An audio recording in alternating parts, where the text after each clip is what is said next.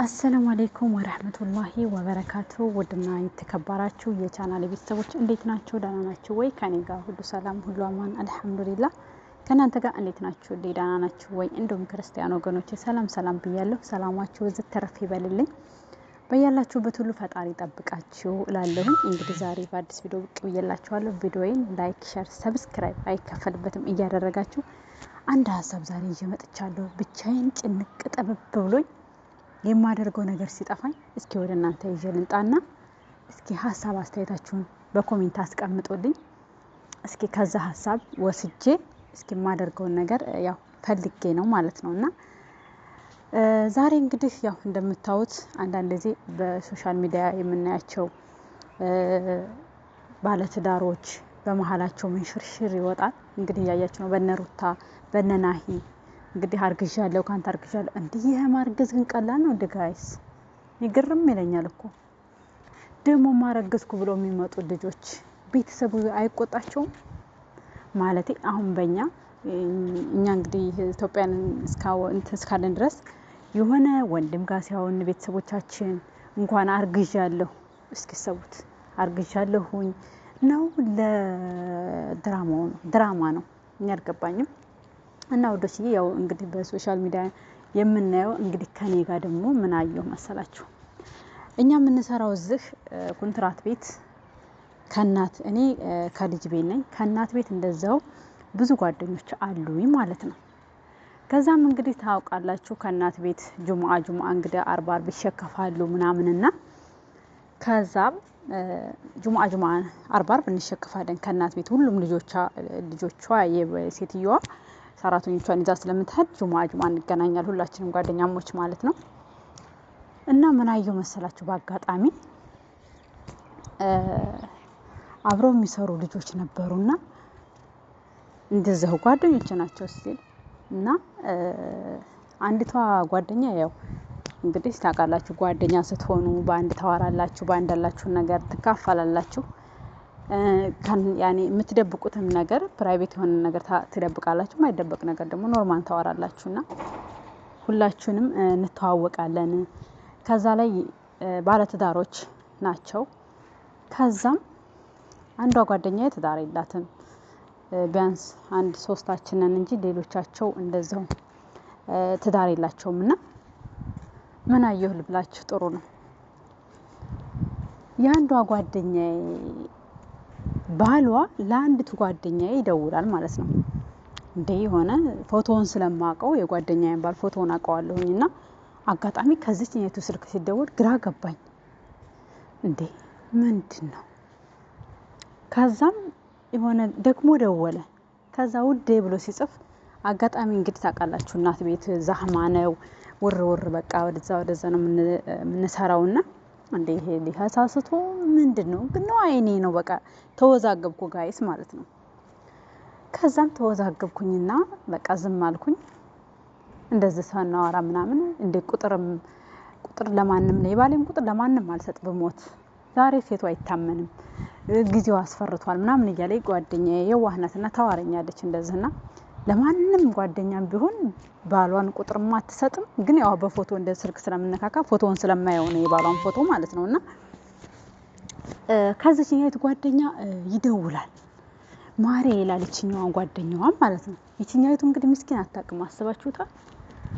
ስለዚህ የእነ አብርሽና የእነ ሩታ የቲክቶከሩ ፊልምም ይሁን እውነትም ይሁን እንግዲህ አናውቅም፣ እየተከታተልነው እውነተኛ ደግሞ በጎናችሁ ያለ ሰው ደግሞ የትዳር አጋራችሁ የምትሉት ጓደኛችሁ ማሬ ሲል ምን ይሰማችኋል?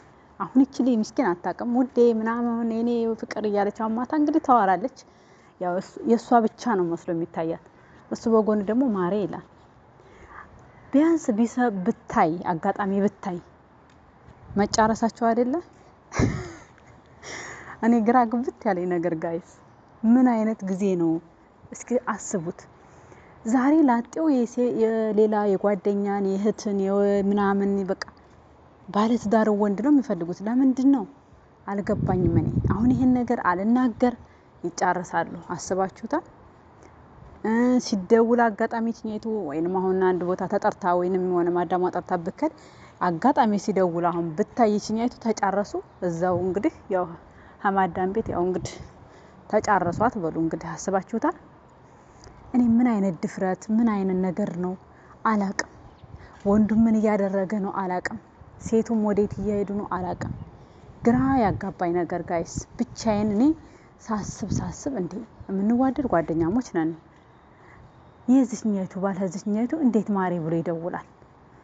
ስልኩን ሳየው የዚህኛይቱ ነው። የዚህኛይቱንም ስለማቀው ማለት ነው። እንዴ አንስቶ ወስዶ ነው ወይስ ምን አስበው ነው? ግራ ገብቶኝ ያችም ስልኳን አንስታ ሄደች። እንግዲህ ቴክስቱን ታያለች ትመልስለታለች ተደብቃ አስባችሁታል። ይችኛይቱ ምስኪናውን አታውቅም። ባሏ የኔ ብቻ ነው እያለች እንግዲህ ያው እሱ የጋራ መሆኑን አላወቀችም። አስባችሁታል እንግዲህ እና ምን ልላችሁ ነው ጋይስ አንዳንድ ጊዜ ትዳር በህይወታችሁ ትዳር እንግዲህ በቤተሰቦቻችን በእናት አባቶቻችን ስናየው የተከበረ ከፈጣሪ የሚሰጥ ስጦታ ነው። ልጅ የምናፈራበት ቤተሰባዊ የምንመሰርትበት ትዳር እንግዲህ እውነተኛ ትዳር ሲሰጣችሁ ቤተሰብ የምታፈሩበት በቃ ማንነታችሁን የምታውበት ልጅ ሲመጣ ደግሞ ፍቅራችሁ የበለጠ የሚጨምርበት ትዳር ማለት ትልቅ ነገር ነው። አሁን ላይ በሶሻል ሚዲያው መጫወቻ አድርገውታል። ትዳር ነው ኒካን አውርድ በቀላሉ ሲተሳሰሩ ተሳስረን ነበር ኒካ። አንደኛ አሁን ላይ ዩቲዩበሮች የምታዋቸው ነገር አንዳንድ ጊዜ የሆነ ነገርም ፈጣሪ ሲሰጣችሁ በዛ ካደረገ ወደ ጥመት ነው የምትሄዱት። በልክ ሲሆን ነገሮች በልክ ሲሆኑ ፈጣሪን የሆነ ታስታውሳላችሁ። ደግሞ የሆነ ነገር ከበድ አድርጎ ሲሰጣችሁ የሆነ ነገር በቃ ከፈጣሪ መንገድ ትወጣላችሁና ፈጣሪ ሰጥቷችሁም ወደ ጥመት እንዳይወስዳችሁ ጸልዩ። ዱአ ማድረጉ ጥሩ ነው ማለት ነውና ግርም ይለኛል ማለት ነው። በቃ አግኝተን ያገኘን ድሮ የነበርንበት ቦታ ስንነሳ ፈጣሪያችንም የምንረሳው ነገር በጣም ያጅበኛል እኔ ማለት ነው። እና ውዶችዬ ምን ልላችሁ ፈልጌ ነው ጸሎት ማድረግ ሴት ልጅ ውድ ናት። ሴት ልጅ ሀገር ናት። ማንነታችንን የምናስከብረው ራሳችን ነን። ሴትነታችንን የምናስከብረው ራሳችን ነን። አሁን ግን ወንዱ አንገቱን እየደፋ ሴቱ በጣም ኦቨር እኔ እንጃ ምን ብዬ ልንገራችሁ የሚያሳዝን ጊዜ ላይ ነው ያለነው።